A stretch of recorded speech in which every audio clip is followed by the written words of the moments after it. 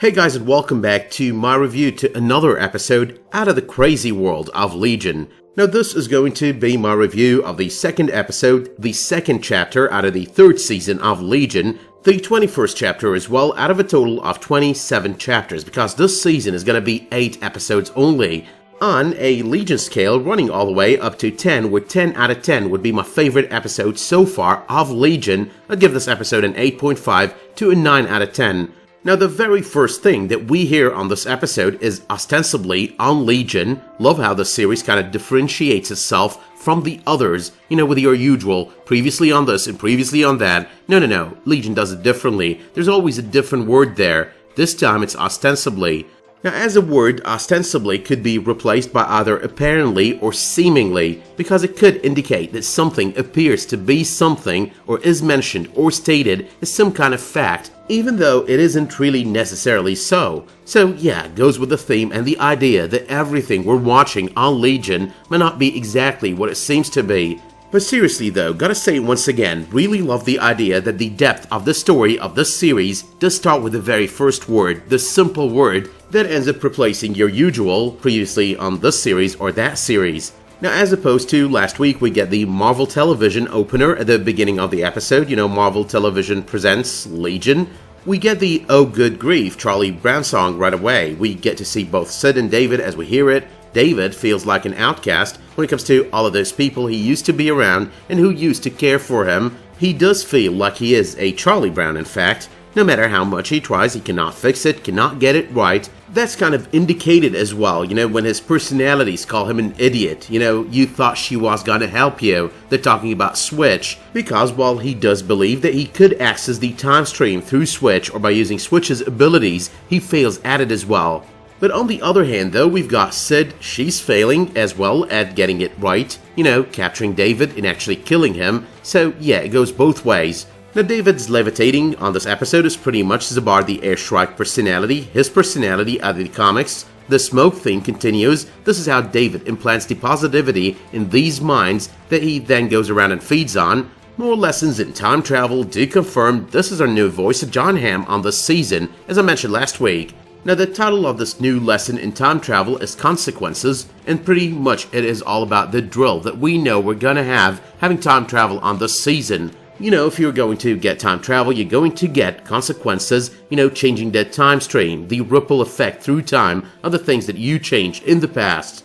But moving on though, the next thing we've got over here is Lenny peeing all over her territory. I'm his major domo. Don't get any ideas. She wants to make sure that Switch does not take her place. Feels a bit threatened there.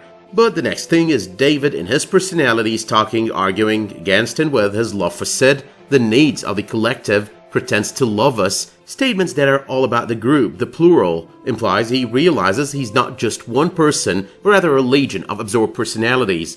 Now Lenny bringing Switch in, David talking to Lenny telepathically or possibly planning happy thoughts, Susan in Sunshine once again, pretty much trying to affect and influence other people's emotions. Circling back though to David being unable to enter the time stream kind of implies Switch is possibly her own person still, so not yet an absorbed personality. He's trying to use her abilities, this separate entity, in order to enter into the time stream, travel back in time, stop the Shadow King from taking him over in the first place. But there's also a little bit of foreshadowing in that conversation. You just need to turn up the volume. Talking about amplifying her powers gets context later on in the events of the episode. But jumping though to Division 13, they've got Squirrel from last week's episode. Clark puts him under the impression he's killing him, even though he's letting him go to monitor him, to watch him, observe him, make sure he leads him to Legion. We got to see the numbers 227 and 239 as Squirrel walks around. I guess the first thought that comes to mind with the number 227 is Uncanny X-Men Volume 1, Issue 227. Now our villain over there was the adversary, someone whose plan was to destroy the universe and create a new one instead. David, in a way, is trying to create this new timeline, this new universe of his, where things are completely different for him. It is as well about taking prisoners. The adversary on said issue took 3 of those, Roma, Storm, and Forge. Over here, and on this episode, we've got each team taking their own prisoner. One's got Squirrel, and the other one got Cary. But finally though, there's the X-Men team being resurrected, which kind of resembles the many resurrections, in a manner of speaking, that David got on last week's episode, because of Switch and her time-traveling adventures.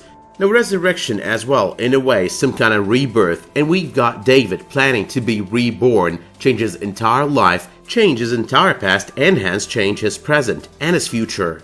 But speaking though of the second number, 239, that makes me think of Uncanny X-Men as well, Volume 1 as well, only this time issue number 239. On this issue, there are two things I could think of. The first one is that our villain is Mr. Sinister. Now that makes me think of the fact that so many times listening to John Hamm's narrations on last season, we did start thinking that he's not just someone narrating some stuff on so many episodes, but rather possibly a villain that's going to appear later on, and one of the names that we thought of majorly was Mr. Sinister, so it feels like there is always an Easter egg for Mr. Sinister.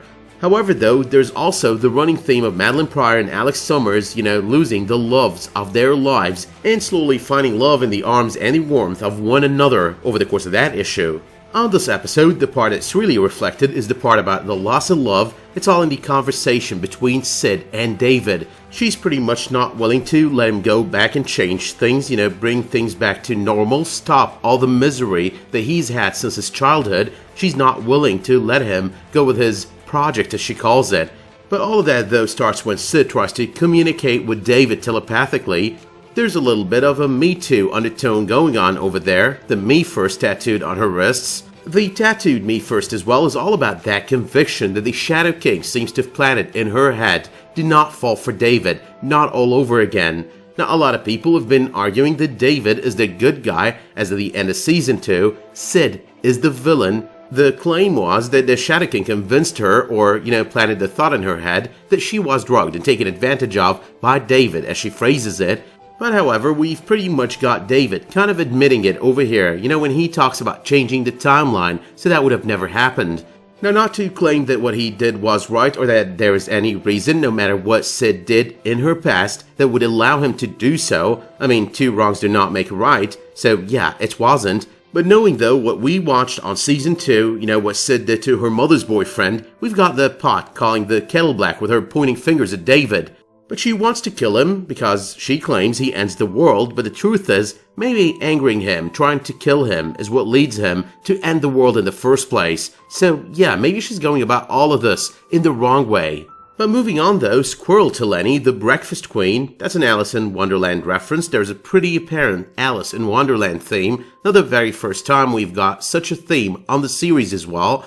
We know that Lenny is kind of mad. We've got Lenny in the Hat, that's kind of the Mad Hatter. We've got Lenny's Tea Party, that's once again another Alice in Wonderland reference. Even the cat on top of Lenny's van, that's pretty much a reference to the Cheshire Cat, so pretty much yet another Adventures in Wonderland reference. But the Alice in Wonderland reference is no coincidence, as per the usual. The Alice in Wonderland reference is about Alice falling into the rabbit hole, into this fantasy world. David's mind is kind of a fantasy world. A lot of what's happening might be happening in David's mind. We're not sure what's real and what's not. So it's not just a random reference, it's not just a haphazard reference, it's meant to mean something to us viewers.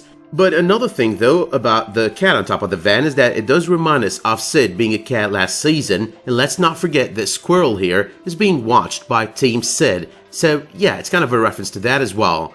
Now, at the very beginning of the episode, we did see how David is manipulating Lenny's emotions. We've got the red and the blue drugs with Lenny, and the red and the blue while David is talking to Sid while he's communicating with her. Now, the red is a reference to anger and chaos in both cases, and the blue in both cases as well. That's all about being calm and at peace. But the entire division team though, Kerry, Clark, and whatnot, all of them are all about getting Lenny, or getting David, or getting Lenny to get David. Lenny sacrifices a few girls to be taken prisoners, along with Squirrel, once again, by the division, but in return though, she gets Cary. Now that was pretty much like screaming, "We are even, you take your prisoners, we take ours." It's establishing both sides are dominant, both sides are equals, and both of them are formidable foes to one another. Now right after that we see Farouk. Man's got his jazz lounge with all the follower women, and David has got his commune with all the follower women as well. That's again screaming, we're equals. But Farouk's plan for Sid though is emotional intimacy with David. I'll teach you to lie so well, David thanks you when you stab him in the back. That's how much control and sway he's got over Sid because she's kind of agreeing over there by being quiet. Now we know already that's gonna work out a little bit, maybe not all the way, but it's gonna work out a little bit at least, and that's because David wants to be loved. All he's doing is because he wants to be loved. He feels that he deserves love that he's not really getting. But speaking though of the abducted Cary, we get a reference to the finale of Season 2. David talks to Cary about the statement that Cary made during his trial at the end of Season 2. Your mind cannot reconcile the person that we see with the person that you think you are. Now I do believe the mention of the statement is to kind of establish a point. The person that I am is going to fix the world, fix everything, in order to make sure that when I come back the next time I live this life, I'm being loved and I'm being seen the way I see myself. But it's all though like David planned it. He knew he would get Cary, he needed Cary, which we understand moments later. David's talk about turning the volume up with Switch early on in the events of the episode, that was all about bringing Cary in, having him build him this tank or tool, this amplifier, in order to amplify Switch's abilities. But next up though is Cary drugged, imagining that Cary is right there with him, getting everything in place that would make him feel happiness and excitement. The Susan and Sunshine effect or aspect does strike again. But it's all David though, he's the Cary here. Let me lead is all about establishing dominance, and Cary will follow going forward.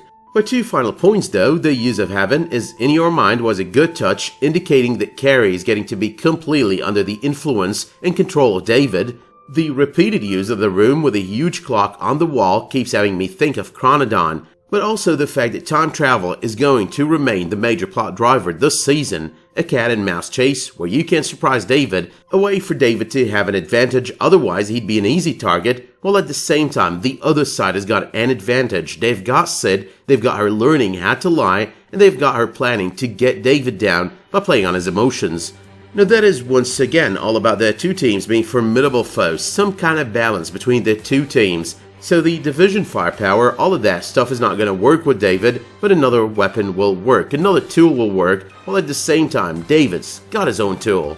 But that being said though, my work here is done, so let me know in the comments what you thought of this episode, let me know if there are any Easter eggs that I missed on this video, and let me know as well if you did like this video by dropping it a much appreciated like, subscribing to this channel, and while you're at it, make sure you enable notifications in order to get updates whenever I upload a new video, publish a new community post, or start a new live stream. But until the next time that you tune in for another one of my videos, Legion or otherwise, thank you so much for tuning in to this review video, and have a great day.